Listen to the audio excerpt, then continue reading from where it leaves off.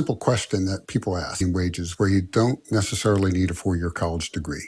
And we've now developed what we call the Occupational Mobility Explorer. We looked at the skill set somebody has now and asked, with some training, is there a job that they could take that would give them an increase in salary? We've done that, and you can actually drill down by metro area to see not only what the increase in salary would be, but also what are the growth of those jobs. So are those jobs shrinking in the economy or are they growing in the economy? So say you're a bill collector. You may have the skills necessary to become a credit counselor. And that job would pay on average 45% more than the job you're currently in. So this is a tool not just for employees, but also for public officials, community colleges, job training programs, to really focus in on where are the jobs of the future that can move people into the middle class. I assume you'd want to see wider policy measures put into place that would support someone who wants to get retrained in the right thing. Oh, absolutely. For example, in my old life, I used to be president of the University of Delaware. We created a cyber security set of programs. You think of cybersecurity, oh, I need a PhD to do that. No, an associate's degree for many entry-level jobs in cybersecurity is more than sufficient to get you into that work. So while automation is taking away jobs, there are other jobs that are always emerging in an economy where we need to start getting people into those career paths. Patrick Harker, president of the Federal Reserve Bank of Philadelphia, affectionately known as the Philly Fed. Dr. Harker, thank you so much. Thank you. The Philly Fed's Occupational Mobility Explorer, keywords for jobs that pay above the median wage where you don't need a 4-year college degree, also helps you pair the skills you have now with those jobs of the future. Marketplace.org has the link. I'm David Brancaccio, Marketplace Morning Report from APM, American Public Media. Wayne Hogan of the Terrell Hogan Personal Injury and Wrongful Death Law Firm. Serious injury cases are complex, and civil trial attorneys present the evidence juries need to see and hear. More at waynehogan.law. Baptist Health and Wolfson Children's Hospital are here for children in or at risk of a mental health crisis. Our 24/7 Kids and Teens helpline is staffed by mental health experts and available to parents, kids, and teens. Call 904-202-7900. North Florida TPO, proud sponsor of WJCT's First Coast Connect, bringing to the community innovation in transportation planning, commuter services, clean fuels, and intelligent transportation systems. More at northfloridatpo.com. This is WJCT News 89.9 Jacksonville. Ahead in the next 5 minutes, live local news for the First Coast from the WJCT News team.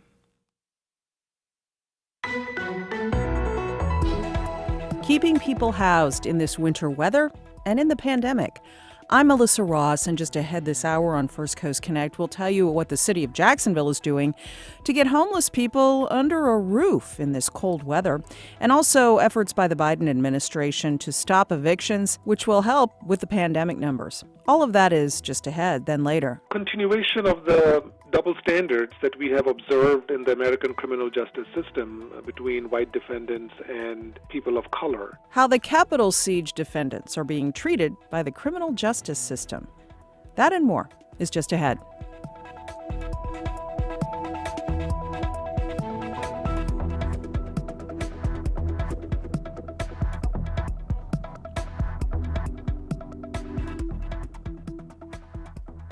After the day's news.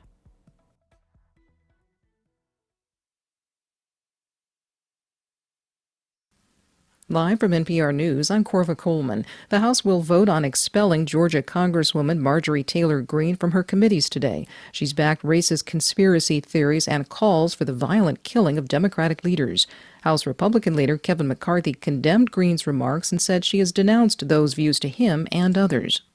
She came inside our conference and denounced them as well. She said she was wrong. She has reached out in other ways and forms, and nothing that she said has been based upon since she's been a member of Congress. But Greene has not publicly renounced her remarks, and Massachusetts Democratic Congressman Jim McGovern expressed anger. If this isn't the bottom line, I don't know where the hell the bottom line is. None of us get to decide for the voters who they send to Congress.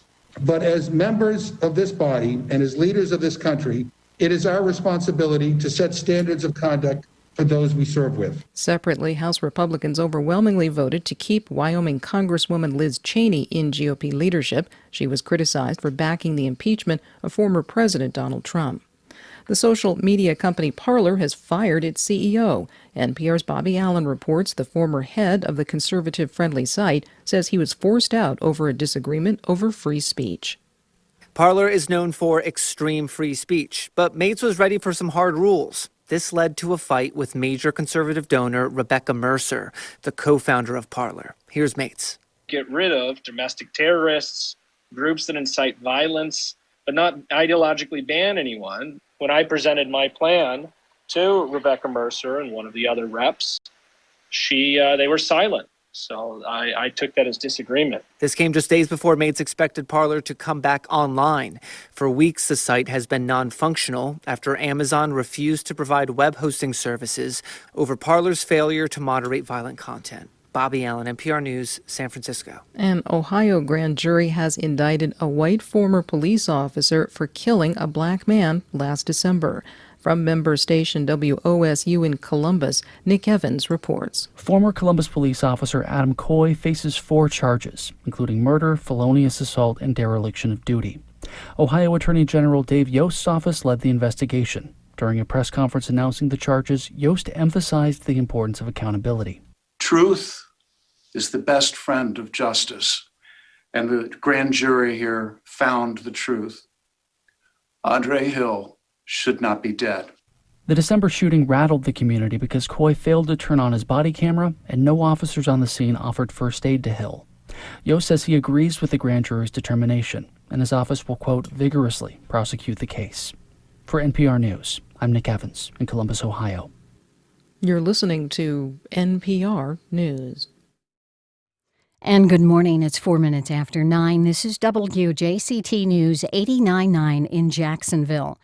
Groundwork Jacksonville has been awarded a nearly $300,000 grant from the National Fish and Wildlife Foundation for the preliminary design of the Hogan's Creek Restoration Project. WJCT's Brendan Rivers reports. Hogan's Creek is a more than 2.5-mile-long tidal and freshwater creek that flows from the Brentwood neighborhood north of UF Health to the St. Johns River. The creek, which has suffered from years of pollution and neglect, frequently floods nearby Clutho Park and adjacent streets during heavy rains. The Groundwork Jacksonville Restoration Project is designed to address some of those issues, and CEO K.E. House says the grant money, plus funding from the city and private donors, means the nonprofit should be able to finish the preliminary design phase within the next year or so. As part of that design process, Groundwork Jacksonville will assemble a task force so the community can provide input. Brendan Rivers, WJCT News 89.9. A statewide task force is pushing for more COVID-19 vaccination locations in underserved areas. The group, made up of religious and community leaders, identified 9 possible vaccination sites in Northeast Florida yesterday, most of them at historically black churches in lower-income neighborhoods. According to the state health department, less than 5% of vaccinated Floridians are black, although they make up 16% of the state's population. It's 38 degrees in Jacksonville right now, mid-60s, warmer this afternoon under a sunny sky. This is WJCT News. Support for NPR comes from Tableau, providing analytics designed to help people see and understand data so that insights from anywhere can equip people everywhere to solve today's complex challenges. More at tableau.com/NPR. And Americans for the Arts.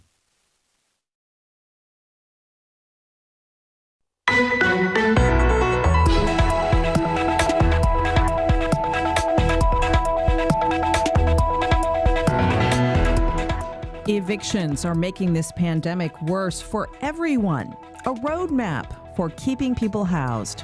Good morning. We're live from Studio 5. I'm Melissa Ross, and this is First Coast Connect. Thanks for listening. Just ahead, new efforts to get homeless into shelter here on the First Coast and across the country, and how to prevent more evictions. Give us a call now.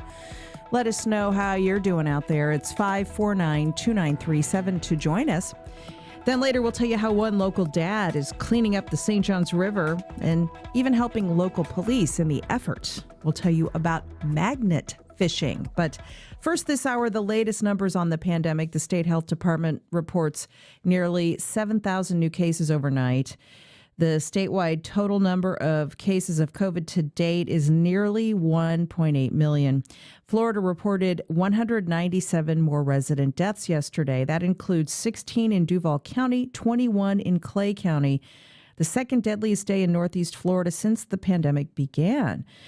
Statewide, the death toll from the coronavirus is 27,019. Meanwhile, the evictions triggered by the financial crisis tied to the pandemic have been linked to an increased risk of COVID cases and mortality.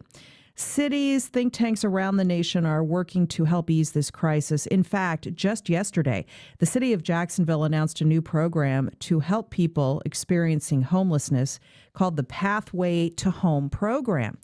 It's a rapid rehousing effort to get people off the streets in these cold temperatures. And the Robert Wood Johnson Foundation is examining ways to help more people avoid losing their homes as the pandemic drags on. Dr. Garrett Thermalia is Senior Policy Officer with the Robert Wood Johnson Foundation. He's on the line now. Dr. Malia, good morning. Good morning. Thanks for having me. And here's our question to callers. What are your thoughts about efforts to get people who are homeless or at risk of being homeless under a warm roof? Give us a call. It's 549-2937. Emails to firstcoastconnect@wjct.org. Tweets to @MelissaInjax. And our Facebook page is open. And, you know, Dr. Malia, it's so timely that we're speaking with you this morning because right here in Jacksonville, a new program called Pathway to Home is giving people a local extended stay hotel room and food assistance for 30 days. And then there will be an effort to secure them permanent housing through a rapid rehousing initiative. There is a tent city in downtown Jacksonville of people who are living without shelter, and it's gotten bigger and bigger over these weeks. And now with cold temperatures across the area, not as cold as where you are, but cold for Jacksonville, it's become critical to get people into housing.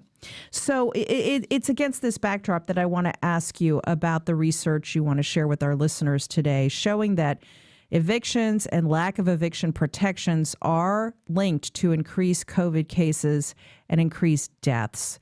Tell us what you've learned at the Robert Wood Johnson Foundation.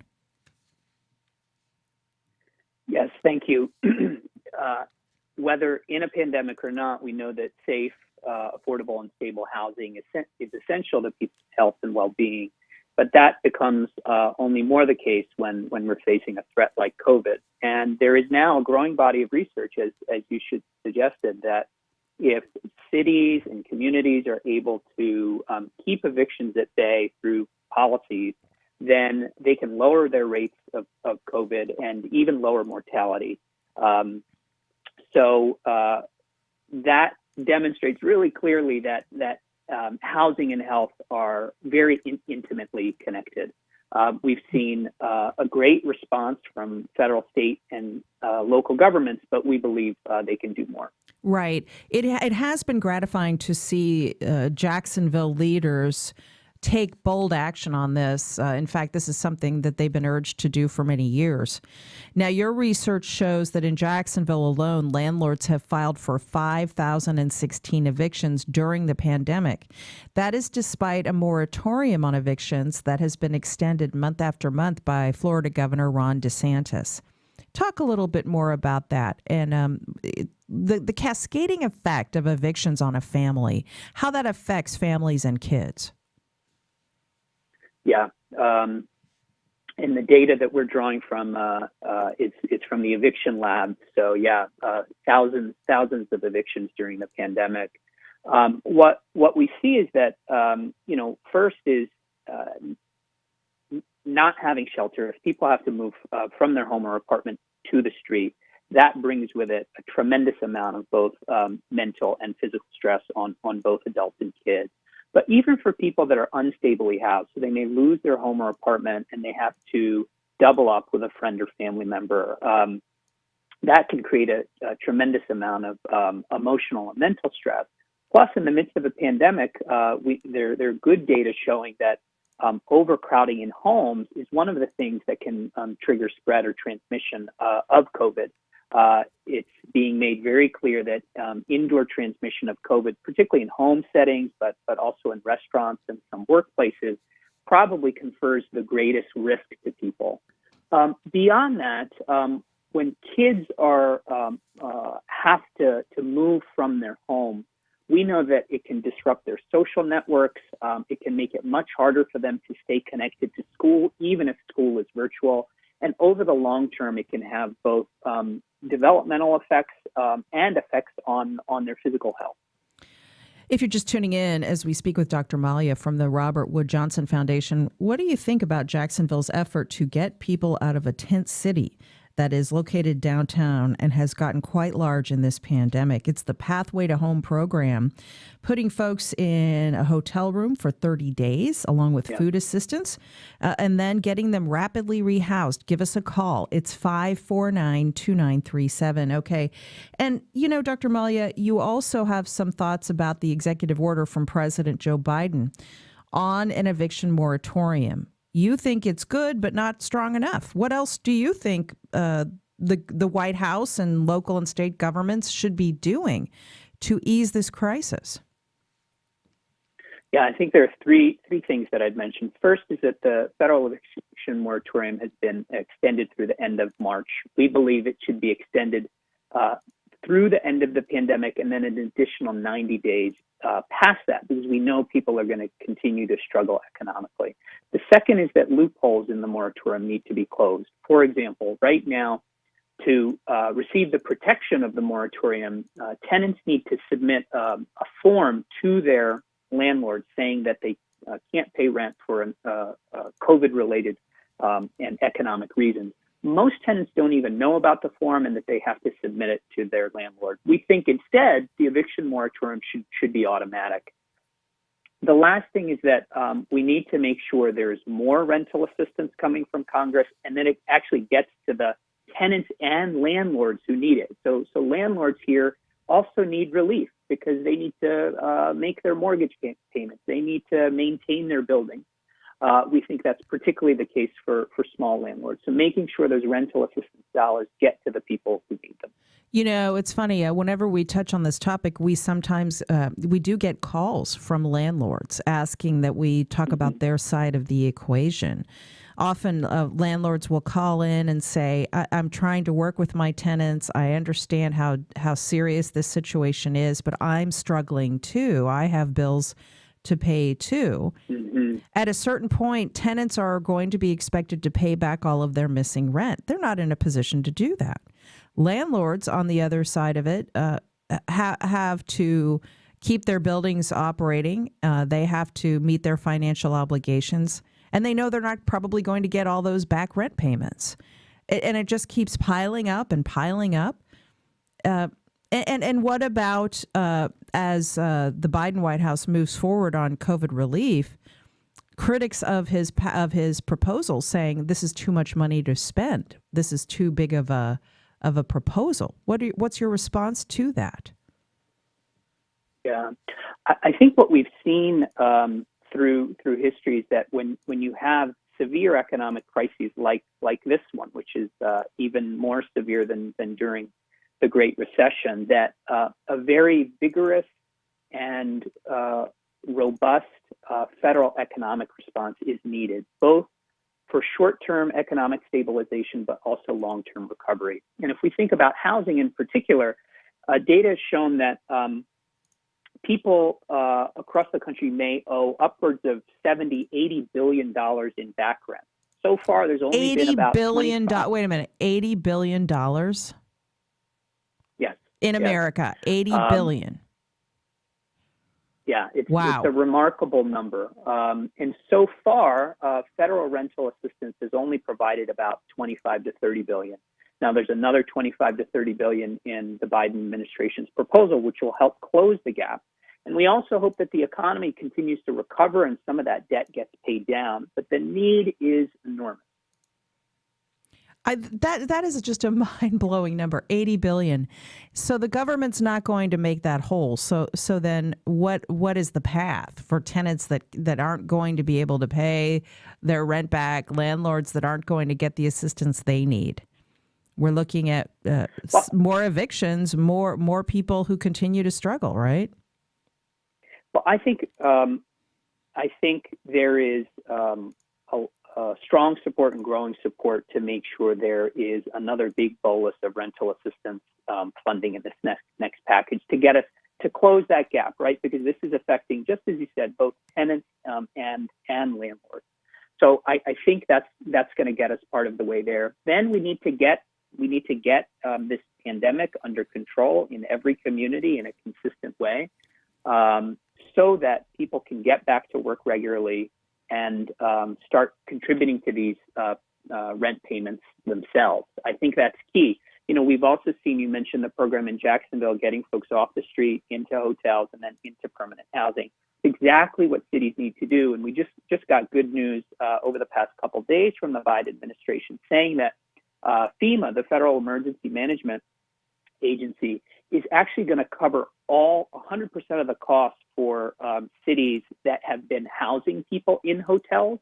So I know that's something that local officials were really hoping would happen. And let me ask you, Dr. Malya, how does the city of Jacksonville's effort to get people into hotels, get them off the streets, get them some food, and then get them into some kind of permanent housing, how common is this kind of initiative around the country right now? How does it compare to what you're seeing other cities do to try to address this problem right now? What are you seeing all across the land? Yeah. I think we've been seeing similar efforts all across the country. And in some ways, it's remarkable because prior to the pandemic, all of us were living with the reality that many of our neighbors, people in our communities, were living on the street. And it was just a reality that we were willing to accept. But the pandemic has turned that on its head, and policymakers and the public has said, we have to find a way to get folks housed so they're protected from the pandemic and from all the other dangers of living outdoors. So now the challenge for communities is both morally and from a health perspective, people are saying you can't just put folks back out on the street. You know, particularly in colder places, this is not the time to do that. So now cities and states are trying to figure out how do we keep them housed, and permanent supportive housing is a key part of it.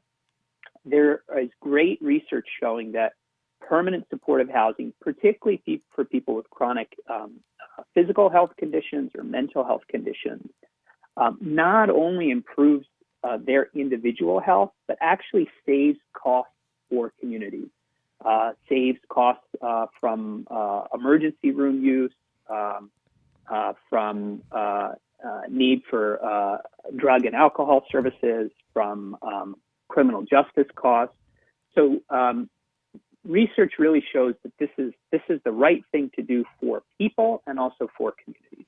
The Labor Department reports just this morning that another 779,000 Americans filed for first-time unemployment benefits in the last week of January, Dr. Malya. So unemployment continues to be high. People continue to need help. And, you know, I want to ask you a deeper question. Do you think the crisis of this pandemic has forced a rethink when it comes to homelessness? For so many years now, it's been tough to make the case that rapid rehousing will really go a long way towards solving this problem. People have been reluctant to support taxpayer spending on something like that. They think people should just get a job. Has the pandemic maybe opened people's eyes to the deeper issues and why this is perhaps a better way to approach this problem? I think it has definitely opened people's eyes, but I'm not sure if it's transformed what we will do in the long term. So far, I think we've seen folks want to respond in the midst of a crisis, but I think it's still an open question about what will happen over the long term. What we do know is that there's just a big mismatch between people's income and housing costs. Housing costs have continued to rise and rise and rise, but incomes for low and moderate wage workers have stagnated. something needs to happen to bridge that gap.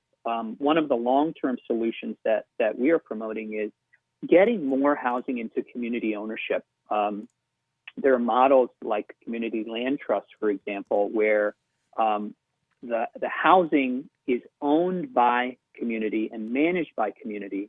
What that generally does is that it keeps the prices of the housing affordable over time.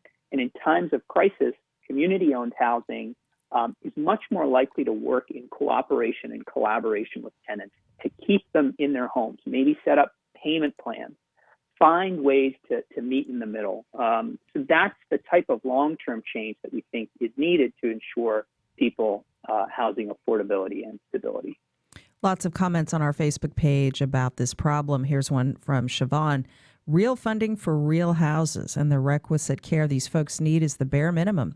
If we can't take care of our own, I don't want to hear about the Jaguars, the shipyards, the district, or any other project that will continue displacing people and contributing to the inequities in this town. Tina writes, I recently saw a Facebook post with before and after pics of people who were homeless that got makeovers from a dentist. One thing I noticed was that many of them hid their teeth in smiles before and after. People need basic dental care. It's interesting to get the feedback on social media as people follow this conversation, Dr. Malia.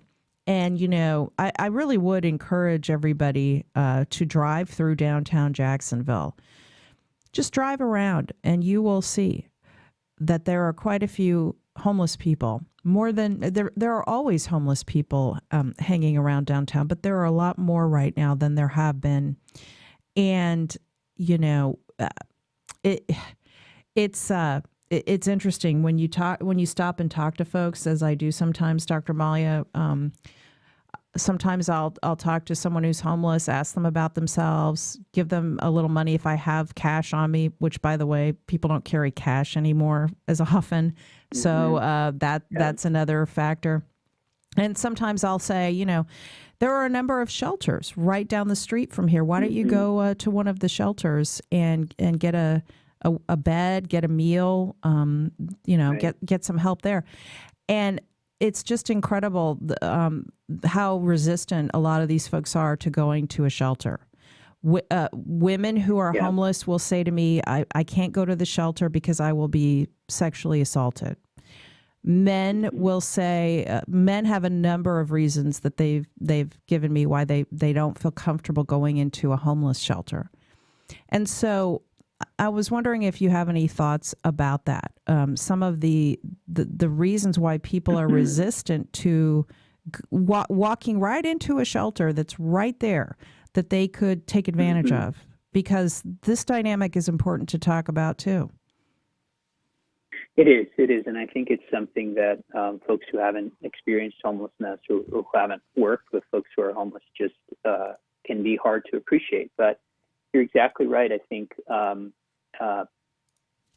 many shelters can be unsafe or can feel unsafe to people who are homeless, and they have to make a calculation about whether they feel safer on the street or in shelters. And just as you said, sometimes they feel safer on the street.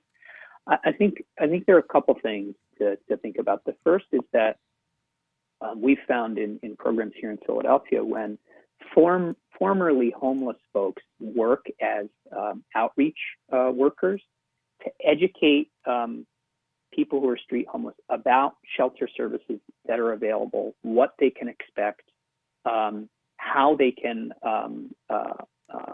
bring up concerns.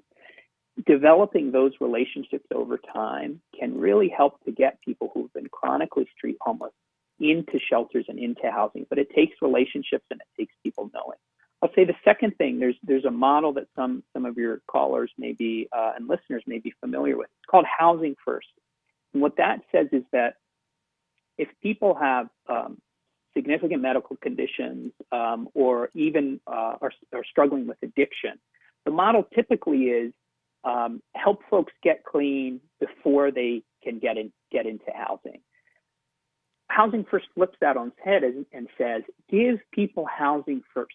give them stability, shelter, and dignity, and then provide them wraparound services to help them with their physical and mental health issues. That model has been shown over and over again to be very effective at keeping people stably housed and getting them healthier. So that's a model that we think is essential for addressing homelessness in any city across the country. Right. Housing first. That's the mantra when you talk to people from organizations here in Jacksonville, like Changing Homelessness or the Sulzbacher Center.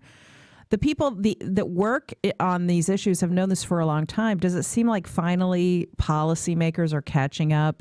Governments, that whole machinery is finally catching up to this, it seems. I think they are. I do think it's important for community members to recognize that, when everyone is able, when each person is able to thrive in a community, the community as a whole benefits. And I think that's particularly the case with an issue like homelessness. We have solutions that work. I believe that we have the resources as the richest country in the world to meet these needs. And I do believe that people across the country want to do well by their neighbors. So we hope this is a moment that can make a real long-term change. We've done it in many cities for veterans who are homeless, and we can use some of the same strategies for other folks facing the same challenges. Well, I want to thank you for your thoughts, Dr.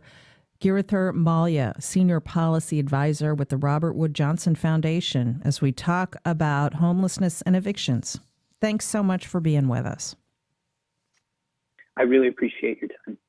And by the way, you can look at changinghomelessness.org for more about this, and also on our website, wjctnews.org.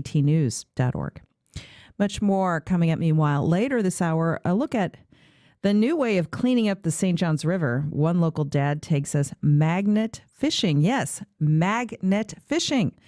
But up next, continuation of the double standards that we have observed in the American criminal justice system between white defendants and people of color. Why some analysts say the Capitol siege defendants are getting kid glove treatment from the criminal justice system. We'll be right back.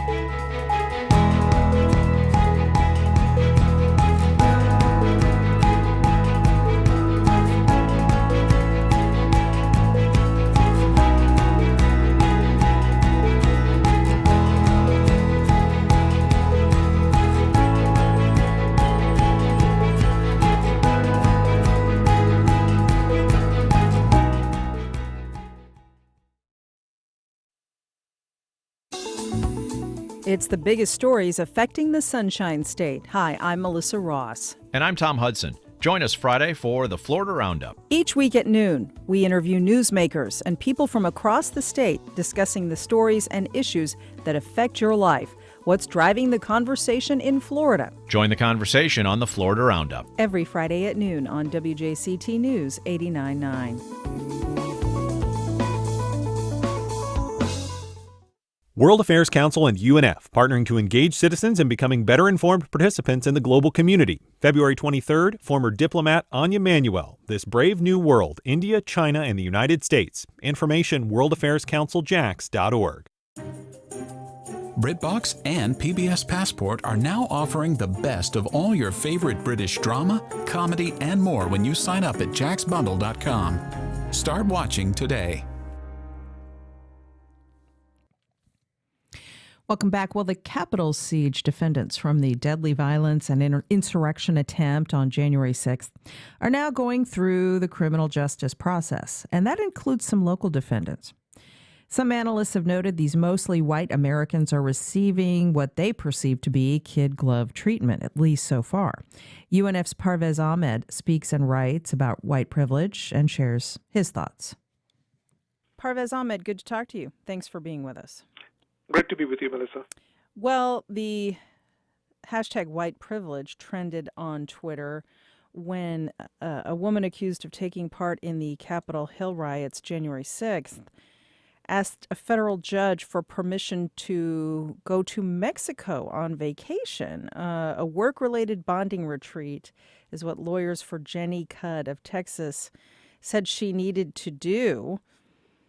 And initially, it seemed she was going to get this request. This was greeted with outrage on social media. As someone who has written and talked extensively about how our culture and our criminal justice system treats white defendants as opposed to non-white ones, what was your reaction? Well, it's continuation of the double standards that we have observed in the American criminal justice system between white defendants and people of color. Recalling my own experiences after that hack on our homeland on September 11th, Muslim Americans were targeted for surveillance. They were repeatedly asked to condemn terrorism, when the only connection between the terrorists who attacked us on September 11th and people like me was our common religion. There were frenzied protests, if you recall, when a Muslim group wanted to build a spiritual community center not far from the World Trade Towers. You may also recall my own saga going through the process of being confirmed as a human rights commissioner for the city of Jacksonville, when city council members were more interested in my views on quote-unquote Islamic terrorism than on my views on human rights. Right. I remember you were even asked, one council person who's no longer on the council asked you to pray to your God. I remember He asked me that. to pray to my God before voting against me, as if to further accentuate that I am different from the rest of the members of city council who were going to confirm my nomination. So we have seen this movie play over and over again in our nation's history. If you think about it, the connection between an ordinary Muslim going about their life after 9/11 versus Republican elected officials, particularly congressional Republican elected officials, their connection to the incitement and the insurrection on January 6th, which one is which one has more proximity? And yet, one group of people are, even up to today, if you recall, sometimes we forget even history in our immediate past. Donald J. Trump ran on a platform of banning all Muslims from entering the country. He won despite such a bigoted platform. One of his first executive actions was to enact the Muslim travel ban, banning travelers from certain Muslim-majority countries. That ban was effectively upheld by the U.S. Supreme Court, even though in a watered-down version. So essentially, what we have seen is, in my view, it essentially criminalized my religion. This from a political party, this from a country, this from a system that extols its virtue of being founded on the basis of religious freedom. And yet, that's what happened. But now we see a completely different standard being applied to the people who plotted, who executed, and who were complicit in the insurrection that happened on January 6th. Most of the rioters at the Capitol were white. And right from the get-go, observers noticed just the kid glove treatment they received from police as the siege was unfolding. And now that they're proceeding through the criminal justice system, it seems there's a fresh wave of outrage almost every day. The rioter who became internet famous for his bullhorns, for example, and his sort of fur pelt, the QAnon shaman, as he's known, Jake Angeli, he actually asked for organic food in prison. And so yes. These are the kinds of things that we've been watching unfold in the wake of the January 6th insurrection attempt. So, yeah, I'm all for people being accommodated for their religious belief or their worldviews, whether they're in prison or they're not. I mean, that's what makes us different as a country, that we make reasonable accommodations for people's religious views, even if they are in the criminal justice system. But what the contrast? I'm not begrudging that he was given his organic food, but the contrast is that while this is happening, we are getting reports that detainees in the immigration system, Muslim detainees in the immigration system, were fed pork.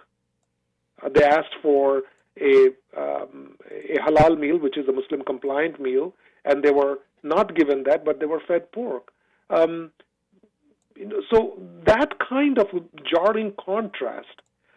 Ultimately, this is not about what happens to the Muslim community, what happens in the contrast between how the protesters who were protesting against the brutal treatment of police against black communities, how Black Lives Matter protesters were treated versus insurrectionists on January 6th.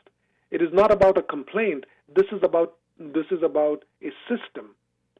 Because ultimately, it is not about what happens to this group or that group.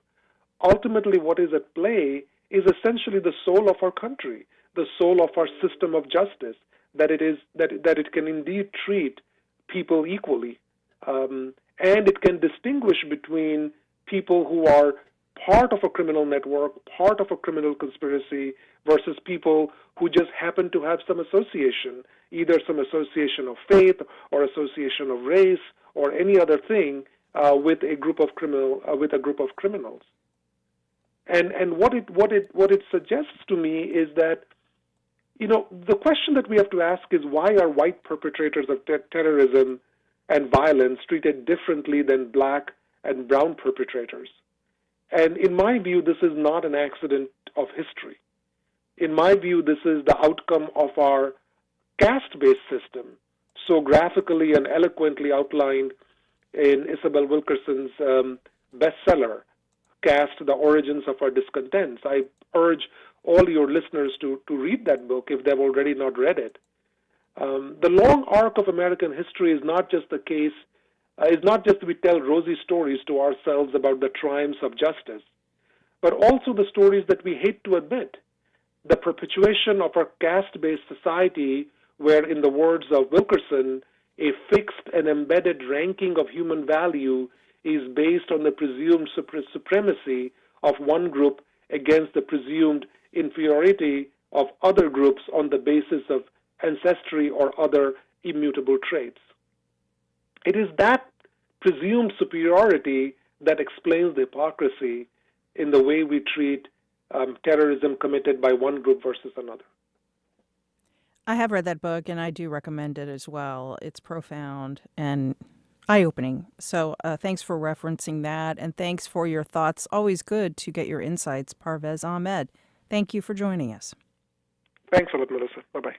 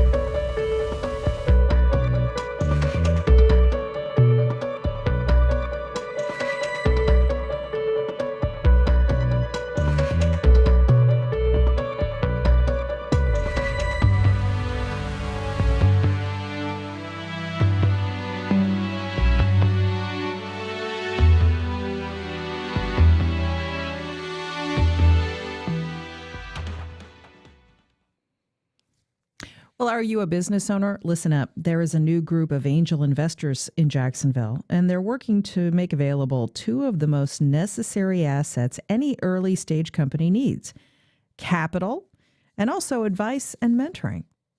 Kay Nichols is a founding investor in Jack's Angels, and she told me more about the program. Kay Nichols, good to talk to you. Thanks for being with us. Oh, it's a pleasure, Melissa. So tell us more about Jack's Angels. It's billed as a first-of-its-kind angel investment group for this region and for locally headquartered companies. How is this investment group going to work? Well, as you say, Jack's Angels is an angel investor group located right here in Jacksonville, Florida. We're focused on providing capital and expertise to early-stage ventures in the greater Jacksonville area and the southeastern United States. And our mission is really to provide startups with access to the two most critical things they need to get going: capital and expertise. Those things are absolutely essential for startups in our region, Melissa. Do you feel that businesses in Jacksonville don't have the same access to those two vital resources that maybe business leaders in other cities might enjoy? Well, I think we have a number of actual angel investors here locally, but right now you're seeing unprecedented levels of new business startups. And so, frankly, we think we bring a critical resource to the table at this point in time. You just can't have too much investment available and resources to help these new companies get started in our community out there. So we're excited to engage, and we're seeing a lot of interest in our in the Jack's Angels opportunities. So clearly, there's demand. Sure. Now, you're looking to invest in early-stage companies and startups that are currently in the market generating revenues, but want to go to the next level. We know that access to venture capital investment is harder for women, people of color, and other underserved groups. Will that be a special focus? Well, we're sort of an equal opportunity organization. You know, we're most interested in targeting businesses where the startups are already in market, generating revenue, as you say, with a short-term path to growth. Certainly, we're having a lot of interest from businesses run by women and minority groups, which is good to see. And a lot of our investors are women, which is also great. But importantly, we're looking at businesses run by highly qualified, dedicated teams that have complementary skills. And we're looking at specific industries where we know there's a lot of opportunity for growth. So areas like financial technology and medical technology, where there's a huge opportunity in Northeast Florida for these companies to really get some traction. And, you know, as they say, timing is everything. You are launching this as we're on the tail end, hopefully, of the coronavirus pandemic. So how do you see the year and the decade unfolding as we come out of this difficult time? Are you hoping for a resurgence in the economy and in locally owned businesses having the wind at their backs coming out of this challenging era? Yeah, well, in actual fact, during this period, we've been quite surprised. Since we started in 2019, June, and we've been operating through 2020 through the whole COVID environment, we've talked to over 150 entrepreneurs in this last 12, 18 months. So there's a lot of pent-up demand there. And obviously, there's also people looking for opportunities now to start new businesses where they might not have had the time and opportunity to do so before. So we think there's a tremendous here sort of win-win situation for us coming to market at this point, because we do think there's a lot of pent-up demand. We're seeing an uptick in companies interested in talking to us about securing funding and support. We're also seeing an increasing number of investors who are interested in getting involved in supporting this kind of organization where there's potentially huge upside. There's a lot of risk, but there's potentially huge upside. But they're also doing good in helping companies to get going in our local community and thrive here. So, really it's a real win-win situation. And I think it will do a lot of, it is as you say, a perfect storm for these things coming together as we come out of COVID. With all of that said, how can interested businesses apply for funding and your network of resources?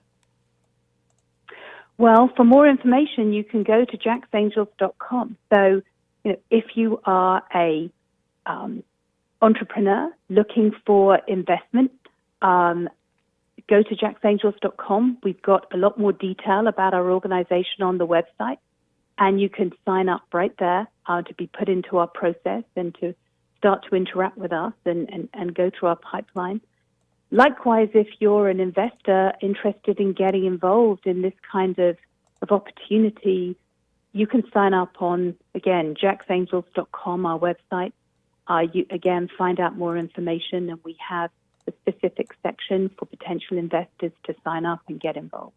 jacksangels.com, and she's founding investor Kay Nichols. Kay, thanks so much.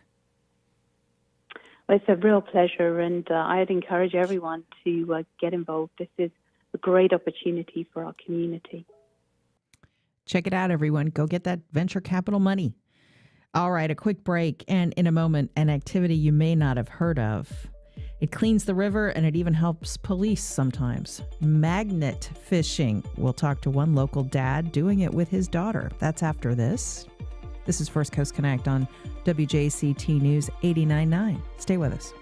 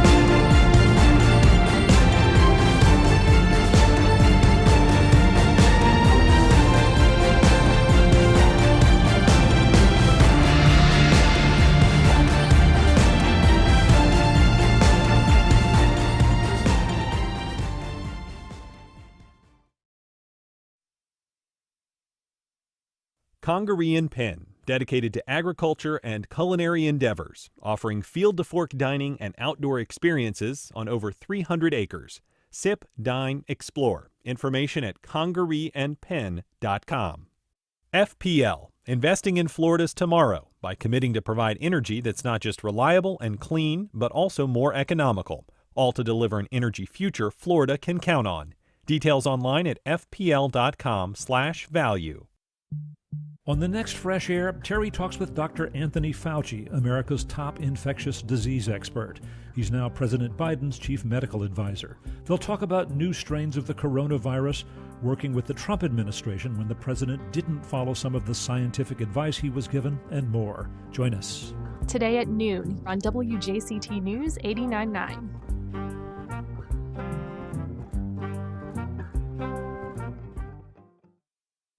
I'm Callum Borchers.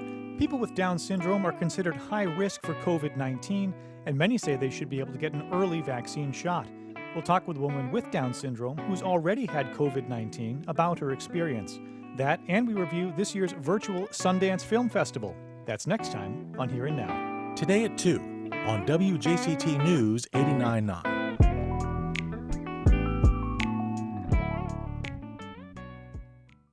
So, Honeymoon over? Things are not going to get done. Progressives are turning up the pressure on the president. There's a lot of people who hate your guts when you say stuff like, hold Joe Biden accountable. They're like, whoa.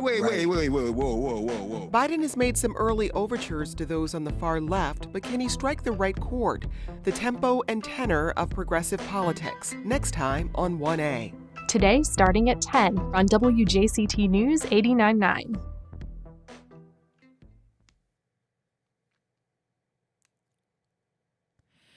Welcome back. Well, he's a local dad who was searching for a fun and safe activity to do with his daughter in the middle of this pandemic. And he got her outside, right? But what Jason Garcia came up with is not only helping the environment, but also local police. He told me more about magnet fishing. Take a listen. Hey, Jason. Thanks so much for speaking with us. Good to have you on the show. Nice to be here. When you reached out to me to talk about this hobby you and your daughter have of magnet fishing, I hadn't heard of that. But magnet fishing, it cleans up rivers, springs, other bodies of water. Tell us about how you and your daughter Lauren got into this. We watch a lot of YouTube, and we started out as snorkeling for river treasures, which is basically anything that anybody's lost in the river. And if we find something, we would return it to them. And as the season got colder, the people that we watched started doing magnet fishing. So that's where we heard about it. And what is magnet fishing? So basically what it is where you take a strong, powerful magnet that's tied to a rope. You throw it into any body of water, a river, a creek, a stream, and anything that's magnetic or ferrous will stick to it, and you just pull the rope and you pull it out, and you can find all sorts of things. And you and your daughter have, in fact, found all sorts of things. Tell us what has turned up. We've found, everything from the common rusty nail to just recently we found our third gun. You've been finding loaded guns in the river, is that right? The last gun we found was loaded, had a serial number on it. We called the sheriff's office, and they came and confiscated it from us. And yeah, they might be using that in an investigation. So not only are you're cleaning the river up, you're helping the police, it sounds like. Well, our hopes is that we will help solve a crime of some sort. So in the pandemic, magnet fishing has taken off. This is really fascinating. It's a hobby that you've been doing with your daughter, but it's something that you can do in a socially distanced way, do outside. You've even set up a YouTube channel. It's called Daddy and Daughter Plus Water. Tell us about that.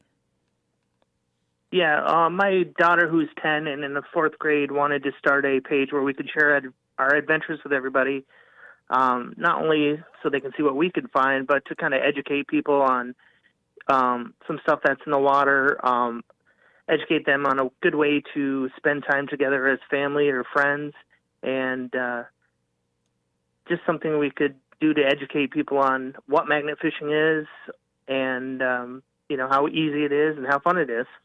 And to that end, you have a giveaway that you're going to set up to get people excited about this. You're going to give away a magnet kit, is that right? Yeah, we're hopefully in the next couple of weeks, we're going to be giving away a magnet kit, which includes a 950-pound pulling force magnet along with a rope and some gloves. How can people enter to win this in this giveaway? Probably the easiest way to do it is to subscribe to our YouTube page, because that's primarily where we're going to be giving all the information out.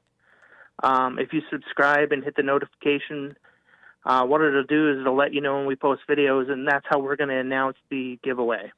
I'll mention this again in a minute, but subscribe to the YouTube channel Daddy, Daughter Plus Water to win this. Now, Jason, you've even reunited lost items with their owners, too, as you've been out pulling stuff out of the water, too. Is that right? Yeah, we haven't been fortunate enough to find a phone or anything exciting like that, but we did find a set of keys. On the set of keys was I believe it was a CVS tag. We stopped at a CVS store. We asked if they would look up some information. They gave us a contact number, and we reunited the keys to the person who lost them.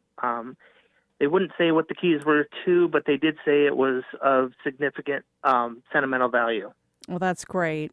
So again, go to Jason's YouTube channel, Daddy, Daughter Plus Water. Learn all about magnet fishing that he's been doing with his 10-year-old daughter, Lauren. Register to win the magnet kit that he's going to give away. This is fascinating, and I want to thank you, Jason. Jason Garcia of World Golf Village, St. Augustine. Thanks for educating our listeners about this. I appreciate that. And we also do have Instagram and a Facebook page. If anybody wants to learn more about magnet fishing, they can always reach out to me through that. Check it out, Daddy, Daughter Plus Water on all of Jason's social media channels. And get out and clean the river. Well, that's our show. Thanks to all of our guests and callers, including producer Heather Schatz, director Josh Torres, news director Jessica Palumbo, and digital editor Bill Bortsfield. Keep those emails coming. We always value your feedback. Send them to firstcoastconnect@wjct.org. And if you missed any part of today's show, our podcast will be up later today wherever you like to listen, or through our WJCT app. Download that too. I'm Melissa Ross. This is First Coast Connect on WJCT News 89.9, and we'll be right back here again at 9 a.m. tomorrow. Stay warm, everybody.